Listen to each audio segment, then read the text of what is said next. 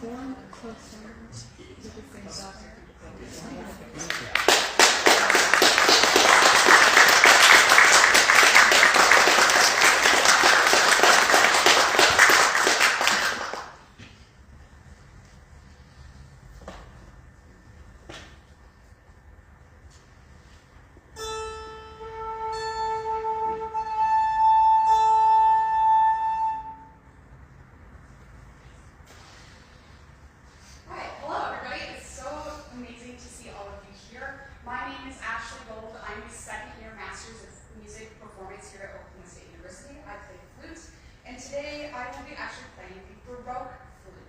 So we'll jump right into this presentation. We're going to be discussing nationalistic differences in style and ornamentation in Baroque flute literature. It's widely known that the first instrument in recorded history is the flute. It's the oldest, first recorded. Before the transverse flute, there were consorts or families, you'll notice here on the left, of recorders. And they range from these little tiny sizes up until these bigger ones. They all are primarily played the same, but they sound differently. You'll notice that the smaller ones sound much higher pitched, the larger ones will sound much deeper. The Baroque era spanned from approximately 1600 to 1750. Some historians would argue that it's 1770. It just depends who you talk to. We typically associate 1750 as this was the death of J.S. Bach. During this time, the recorder became less favorable to the transverse flute. And the traverso became more popular because it was more favorable sound in solo and chamber music. So a recorder was still used during this time, but slowly became less and less popular. While my traverso here is made of resin, the traditional instruments are commonly crafted from boxwood, ebony, granadilla wood, and in rare cases crystal and even glass. Like the instruments crafted today, each material sounds different than the next, and it's largely personal opinion about which material is best. Our modern flutes today, you'll hear anything from platinum, gold, silver, and each flutist will decide what metal sounds best for themselves. Traverso was likely the same. And a big influence that helps guide our flutists is whether or not the material was porous or non-porous. So something that was had more pores in it sounded much more soft and brittle, in which some people might like. In non-porous materials, it helps project the sound a little bit more. So the instrument's soft sound makes it a great choice for church and chamber music. Over time, metal became a more stable material used to construct the flutes, making the instrument project its sound. And you'll notice that the addition of keys made it a much more comfortable and stable choice for flutists as well. Speaking of keys, you'll notice here on the traverso there's only one, versus the many keys that our modern flute has today. So the traverso poses many problems, which is why it's commonly left in the past. As discussed, it has a soft, reserved sound, and unlike modern flute, it is harder to get extreme dynamics, particularly those in the loud register. Unlike modern flute, it is much harder to use Scarpa. I'm so sorry. Anyways, you'll notice the difference in the size of the holes on the flute as well. So in traverso, you'll notice these smaller holes compared to those on the modern flute, which are covered by keys. These are much larger holes that make the sound much more stable. While constructing the traverso, you must be very specific about where the holes are drilled, or the physics of the instrument will not sound correctly. The intonation can cause problems, and the scale will not be the same. Because of this perfection, the performer must also place their fingers exact as they are playing. Any time that a performer places their finger halfway out the hole or doesn't cover the hole completely will cause maybe the note to crack, sometimes for it to not be in tune. You'll also notice that the tone hole is much smaller than that on this normal flute. It's much more round, much more compact, and also lacks a lip plate. The advancements of the keys led to certain pitches becoming more resonant and stable. The biggest challenge I faced when picking up the traverso was the difference in fingering. So you'll notice here, this is the fingering chart that actually comes with this model of flute. One thing that makes it incredibly different is that despite this instrument being the origin of the flute we play today, the fingering system isn't entirely the same. So we'll take specifically F and F sharp. If I were to play an F natural on traverso, it would sound like this. It's a soft, reserved sound. However, if I were to play an F natural on the modern flute, it's more resonant, but also you'll notice that the fingering for F natural on modern flute is that of what would be F sharp in traverso. And here's the difference. Verses are F sharp, same fingering, different pitch. Because of these issues that we deal with the traverso, we also have some problems with enharmonically equivalent notes. Notes that sound the same, but depending on what key you're on, function differently. So specifically in this case, we'll take a look at A sharp and B flat. These notes should sound the same in theory, but on traverso they're different. So in A sharp, you'll hear versus. They sound just slightly different in tone, but A sharp and B flat on flute is, and there's only this one fingering for that. So these specific differences make the traverso a less favorable instrument. A little harder to play, but incredibly fun if you take the time to. We're going to move into the countries that contributed the most during the Baroque era. So our three powerhouse countries are France, Italy, and Germany. Additionally, we'll talk about Scotland, as I believe that they have music that is so overshadowed in this time period, but we'll get there. One overarching concept in Baroque arts is the doctrine of affections. It's a treatise that states that music and the emotions are within 6 fluid states in the body. So our 6 emotions in our body that the Baroque artists believe are hate, love, joy, admiration, desire, and sorrow. Artists at the time believed that because these were fluid within the body, when art or music would evoke a person, one would become unbalanced and therefore cause the person to feel said emotion, said affection. For Baroque music, it's quite easy to determine what affection the composer was getting at, because we have modes such as major and minor. Major sounding happy, minor sounding maybe more sorrowful. Nationalism, though, divided each country in their own styles and ideas of ornamentation. Some defining traits we observe in Italy in the 17th and the 18th century are florid technical melodies. The music that stems from Italy is inspired by the virtuoso. Opera is the largest style of music that is emerging from Italy at this time period, so it makes sense that all instrumental music would reflect the operatic diva. It's common to see many graces, or appoggiaturas from this music. Italian composers are rather bold. They write moving melodies that thoughtfully move through the affections, but some composers are known to write florid lines that are so incredibly difficult to play and sometimes almost borderline impossible. So improvisation is a concept we typically associate with jazz, but it has deep roots within Baroque music. Frequently observed in harmonic lines played by the lute, harpsichord, and strings, improvisation is also common in melodic gestures as well. A solid foundation of harmony is essential to execute improvisation well. I've included the flute scores for the pieces I'll be performing today to demonstrate the improvisational aspect of Baroque ornamentation. Which brings us to our first piece, Sonata in D major by Anna von di Venezia. She was not a prolific writer, but the few works that we've discovered by her are vastly important for our understanding of female composers during the time period. She was born in 1738 and grew up in a musically fluent home. Her parents worked in operas and won her enrolled at the Ospedale della Pieta. Most of the students who attended this school were actually orphans, but it is known that this school had a phenomenal music program, which her parents wanted her in that. At the age of 16, she wrote 6 flute sonatas, and they're not widely performed anymore, unfortunately. They're often overshadowed by composers like Bach and Jolando.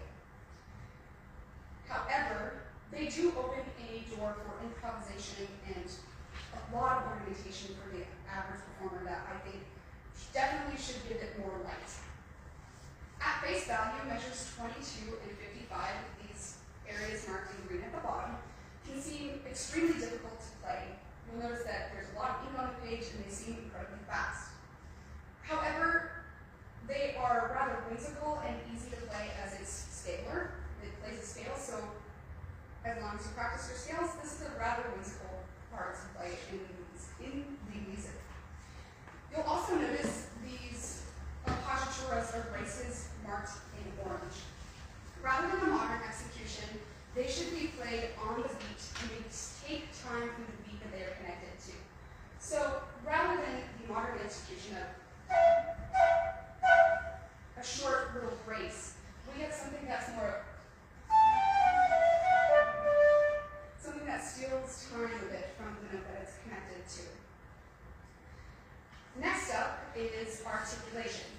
We will see in measures 13 through 17, 33 through 37, and 47 to 49, these purple designated sections, that all of these triplets are slurred in their own groups. However, the traverso is notorious for muddying the mid-intervals of thirds or more, so it would be more appropriate to articulate these sections here that are a third apart. So rather than performing a dia, dia, it would be di, da, da, dia. If the triplets are in a scale pattern, they can be slurred, but leaps of a third or more are typically articulated. Block dynamics are not a uniquely Italian Baroque feature, but they are somewhat displayed here throughout the piece.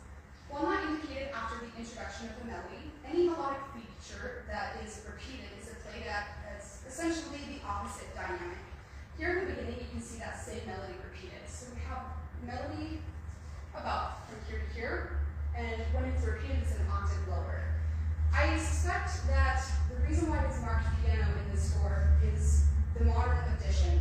The modern flute we can play today is much more efficient at playing loud and low register, but because this flute cannot, typically, a composer would not designate this. However, we see in the third movement that these same ideas are not marked. So here in yellow, we have this melodic gesture, and again in blue we have the same gesture, but no dynamics are indicated here. Because this is the same gesture, we would play them in opposite dynamics. Strangely enough, however, at 144, here at the bottom of the second page, we finally have this idea marked in the score. So again, these inconsistencies are found quite often in newer editions of pieces. The repeats in the third movement will sound quite different for the second time around, signifying the improvisatory nature of Baroque repertoire. We have missed some ornamentation. Don't worry, we'll get to it next. But this is Venezia's Sonata in D major.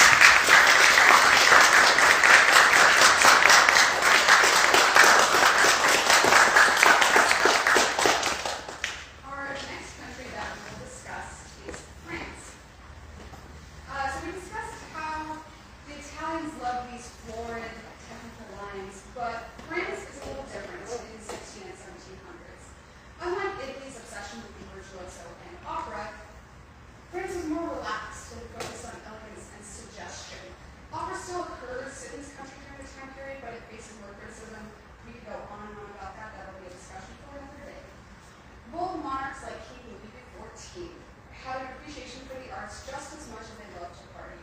So much of the music to come from this time is actually founded upon dance. Our dear friend, Johann Joachim Quantz, one of the most influential treatise writers from the Baroque era, has some choice words about France's style. He describes the music as imitative, but not lively, better written for the amateur than the connoisseur, and that there always want to be ideas of their predecessors. Despite this harsh bias Quantz has about French music, French composers have great compositions from this time, and they're focused on the function of harmony and choral progressions. They write melodies that were suggestive, giving the audience an opinion, rather than other composers stating, this is the affection that you will feel in this time. Marin Marais is yet another Baroque composer who's not incredibly popular, and it was common in this time period for these composers to not be specific with their instrument designation. So you'll notice in the top, there is no instrument designation.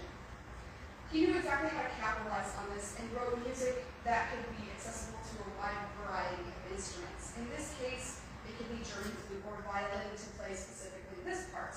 However, when he wrote his melodies, he made sure that he could sell them to other instruments as well. The Spanish Folies was actually written for viola da gamba, which is the predecessor to the cello. It can be played on viola, violin, or flute. It is essentially a variation on a Spanish theme. Marais wrote the piece this way to sell more copies and for it to be widely accessible again to more instruments. As the ornamentation in this piece, I will be adding as much as I possibly can. And of course, most of that will be improvised. What the performance written here in measures 5, 13, and so on are mordents, indicated by these little squiggles and these little red circles. We will also see lower mordents. Actually, our mordents are written in blue. Our lower mordents are these indicated in red. These are squiggles with vertical slashes, and we will also see trails marked in green. And as for the execution for these ornamentations, we will start with the mordent turquoise. These are approached by playing the pitch written, followed by the next pitch within the scale upwards. So a whole step upper neighbor. So for example, in this blue circle, we would have a mordent such as. So we would play A, a little flippant B natural to be added, and returning back to the A. As for the lower mordents, they are the opposite. You play the written pitch, approached by the lower whole step within the key, and returning to the original designated pitch. So here in red, you would see something like G, F sharp, G. As for trills, we talked about graces earlier being on the beat, taking time. Trills are similar in a way that they occur on the beat and with the upper neighbor occurring first. So a modern rendition of a trill would be something like, we start on an F if it were to be an F sharp articulation. However, in Baroque music, we would approach it as playing the upper neighbor first. Last but not least is the turn or the gruppetto. You don't see these indicated very often in Baroque music, but they are indicated by these sideways S's. These typically occur on ends of cadences or suspensions, and they span the upper and lower neighbors of the written pitch. Turns can be executed in a variety of ways. These are our two most common. So first, you will see that our sideways S curves underneath first. This means that the next pitch to occur will be the lower neighbor. So in this case, it would be C, B natural, C, D, C, always ending on the pitch that's written. Something like this. Versus the opposite, which would be this upper curve, which you would approach the upper neighbor first. So in this case, you would approach D natural, then C, then B, then return to C. Now, of course, these can also get more complicated by adding sharps or flats into the mix. Again, they're not very commonly seen, but they can happen. Everything is a rule in music, but rules are always meant to be broken. As we talked about graces earlier occurring on the beat, here in Marais' piece, we wouldn't follow that because this is evoking a dance style. the traverso can only play one pitch at a time, unlike string instruments that can play double stops or other chordal instruments that can play chords. So these graces would actually occur before the beat in quite fast as to evoke both a step within our dance of the Spanish Folies and also to evoke this idea of a chord beat happening. This piece I chose within this concert because Marais takes this one gesture and, of course, as a variation would, varies this idea. Much like the ornamentation of this time period, it can be whatever the performer wants it to be. So this piece was my grand idea to giving the audience a way to see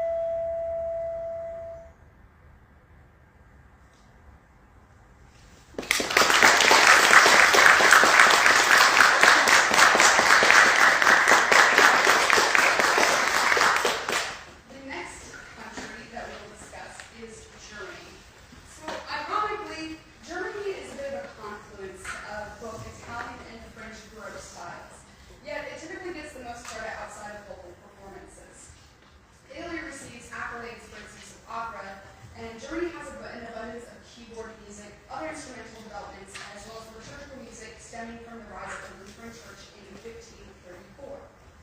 Most famous of the German composers of this time period is Johann Sebastian Bach. He has an extensive amount of information on his life, so we'll kind of give the spark notes version of this. He wrote thousands upon thousands of works, traveled extensively, and got to know quite a few people. There are, however, some inconsistencies with the thousands of works that Bach wrote. We can't verify that he actually wrote all of them, but as for the flute literature, we know that there are 6 that he did in fact write himself, and Sonata in E minor is one of them. Arguably, Germany's biggest contribution to the Baroque era is the fugue, also notoriously introduced and utilized by J.S. Bach. So, what is the fugue? It is a melodic line enclosing 2 sounding voices that sound obviously quite different. So it sounds like 2 voices are occurring at the same time, which is incredibly important for developments, incredibly important development for instruments such as the traverso, again, that can't play more than 1 pitch at a time. So again, anything that isn't a stringed instrument or a keyboard.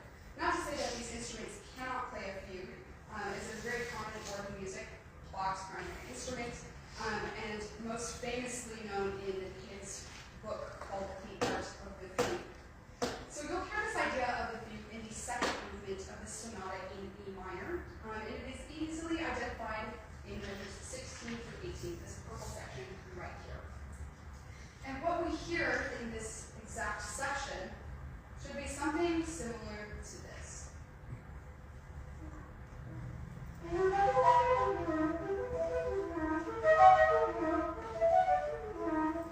The same idea repeated twice within a measure, but the first time will be louder than the other, which just so happens to use our block dynamics that we discussed earlier. The articulations in this part of the fugue also help isolate the rhythm as belonging to 2 different voices. So we would articulate the downbeat and slur the next consecutive 16th notes to get that idea that there are 2 sounding voices.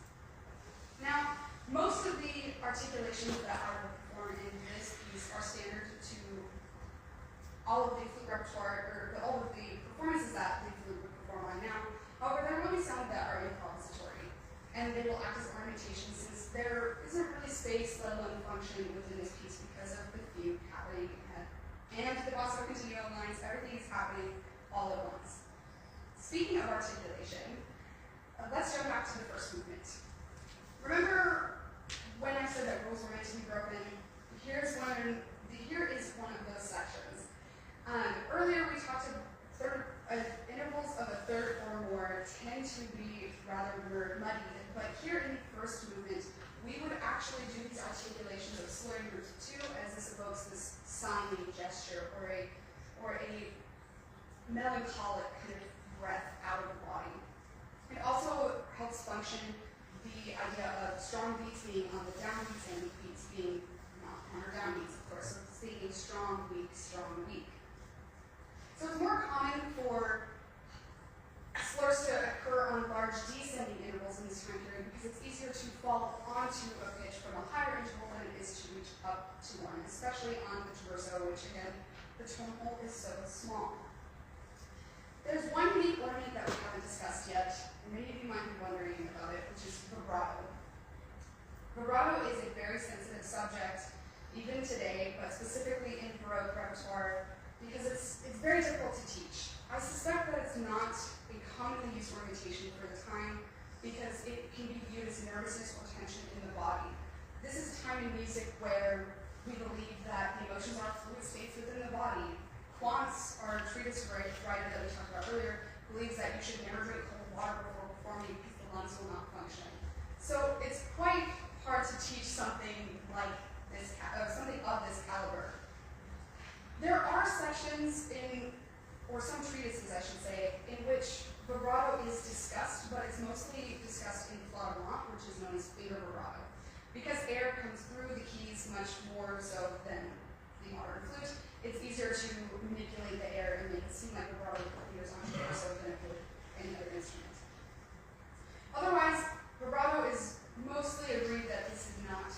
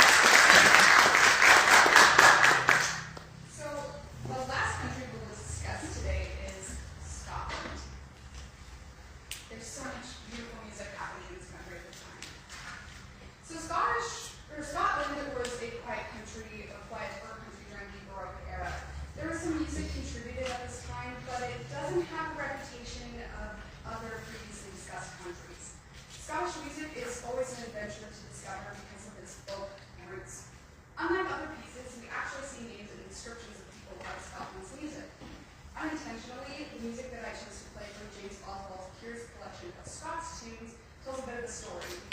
In a sense, it's almost like Romeo and Juliet if it happened in Scotland.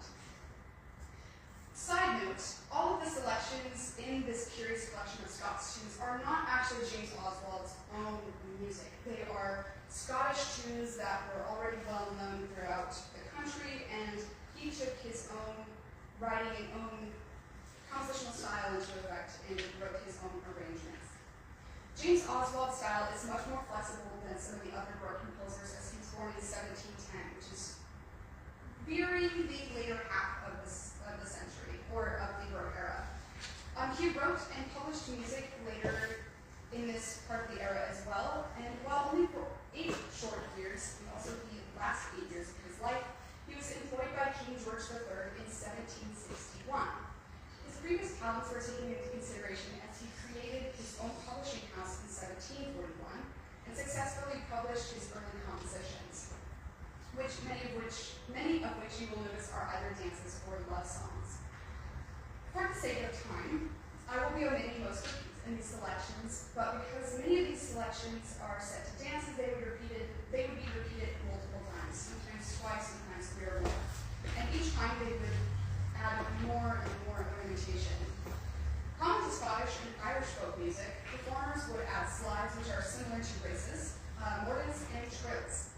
Folk music is incredibly fun to play because there are unlimited opportunities for ornamentation. Many musicians would agree that Baroque music is strict and uniform. And while that's theoretically true, there are endless options for ornamentation and improvisation. Students and performers sometimes stray away from Baroque repertoire and fear that they must play it the same as every other recording or every performer out there. But I encourage people to delve into the music. Anyone who cares to put time towards analyzing harmonies and the other ornamentational styles within the piece can truly enjoy what's offered. There are many rules to follow when it comes to the execution of ornamentation and playing it historically accurate, but I think it all pays off in the long run. Baroque music can be incredibly exhilarating and free. Before we close out, I would like to give a few thank yous. I would like to thank my amazing collaborative artist, Professor Barth Argo. Playing harpsichord is just amazing, and it is not easy to do, so thank you. I want to thank Dr. Murphy and our community for making the time to be ever supportive and help me prepare for everything that comes in the future. I'd like to say thank you to my family for making the trip out and for the endless support. I just don't get enough. Thank you. And lastly, I'd like to thank the studio for also all the support that you offer me as well. So these last few selections are from James Oswald's curious collection of Scots